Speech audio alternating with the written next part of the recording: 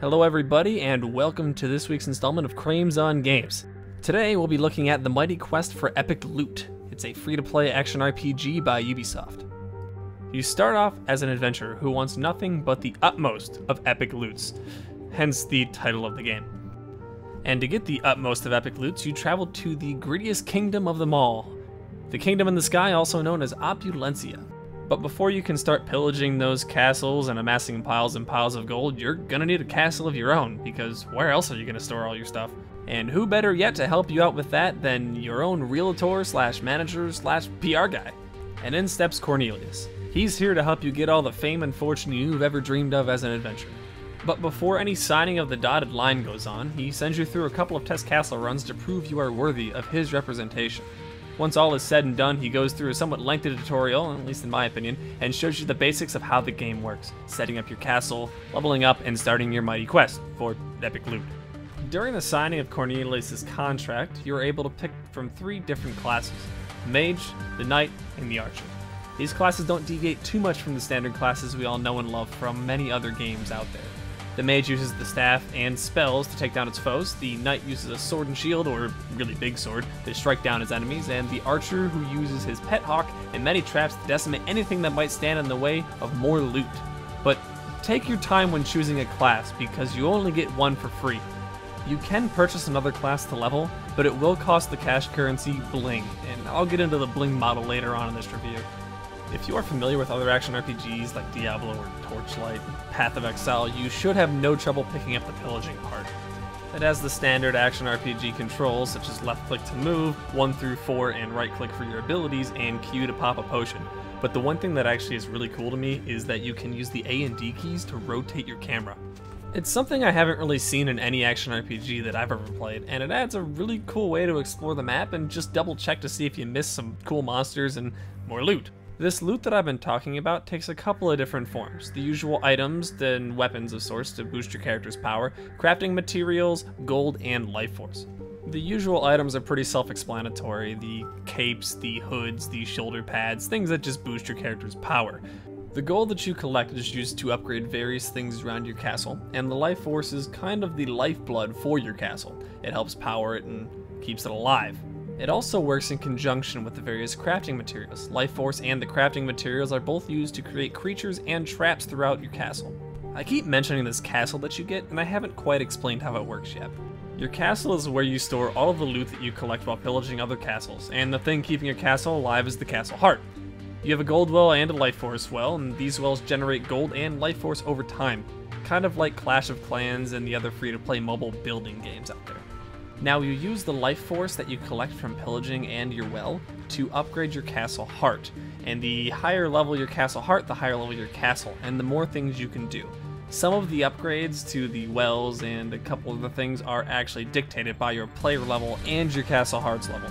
But once you've reached a certain castle heart level, you can add more rooms, make your dungeon more and more complex, keep adding more and more powerful monsters, and make your income pretty steady. Once you make any changes, such as adding rooms, adding monsters, or adding even more traps, it's going to ask you to validate your castle. To validate your castle, it just has you run through as if you're looting somebody else's dungeon. The amount of time that it takes to validate or do a run through of your castle is set as a precedent for future people who are trying to run through your castle and pillage your loot.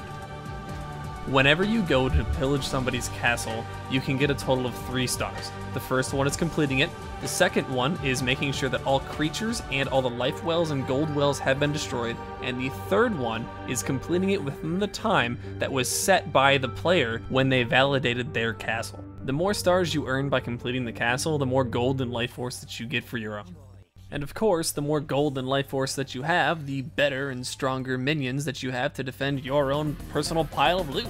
But when you do end up completing the castle, you can rate it up to 5 thumbs up and leave a comment as well, which varies from being constructive to being completely and totally trolly, because, well, it is people of the internet after all. But there are 2 different types of castles.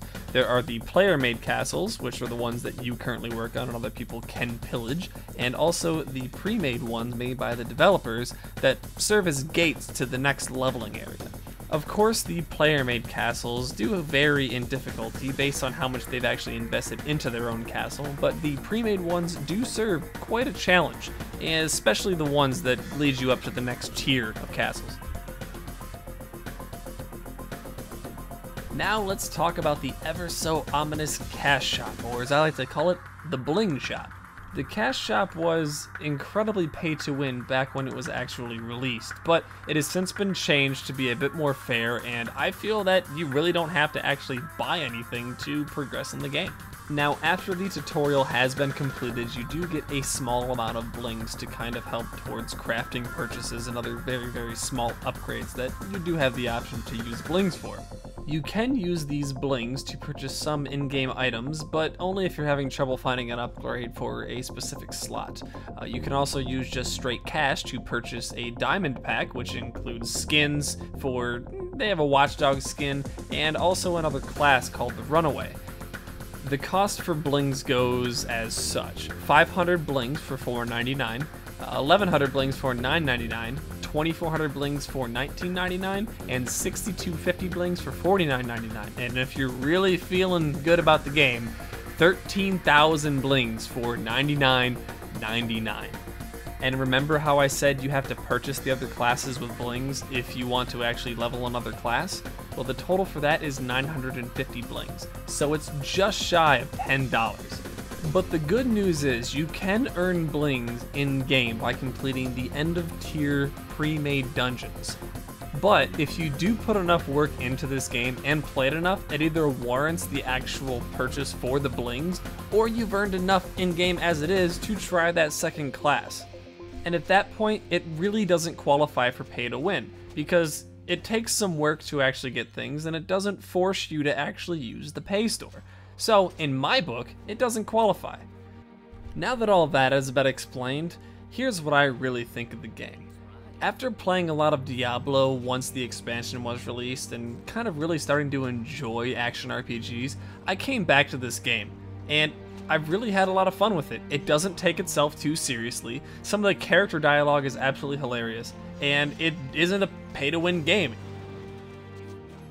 As I said earlier, it adds a couple extra things too to the normal action RPG mold, such as the turning of the camera and the funny dialogue, and it really kind of makes it fun for me. The golden life force gain isn't really that bad to where it's arduous, where you can just run more dungeons and then kind of wait for your castle to generate more. And yeah, it takes a little bit of time, but that's what I expect out of a free-to-play game. I expect to put time into it, and I expect to enjoy it. And if I enjoy it that much that I put enough time into it, then it warrants me actually spending money on the game and supporting the developers. Yeah, it does suck that we only get the one character for free, and that I do actually have to either pay or put a lot of time in to try and get either the knight or the mage, and I would like to try them. I did play an archer, by the way. But to be honest, it's a pretty fair system, as I just said, and I'm really, really enjoying it, and I think I'm going to keep playing this game. If action RPGs are your thing, but you're kind of getting tired of Reaper of Souls or Path of Exile or whatever action RPG you're playing, I would highly suggest giving the mighty quest for epic loot a shot. If anything, you might lose an hour or two of your time, which to some is precious, but for a free game, I don't think it's too much to ask. Alright, well that about wraps it up for this week's Krames on Games. I really hope you guys enjoyed this review. If you did, leave a comment down below letting me know your thoughts, and hit the like and subscribe button. It really helps. And share it with your friends. And if you want to follow me outside of YouTube, go ahead and hit me up on Twitter and on Facebook. I really like interacting with you guys. It's really, really fun. But for now, thanks for watching. You guys have a great week.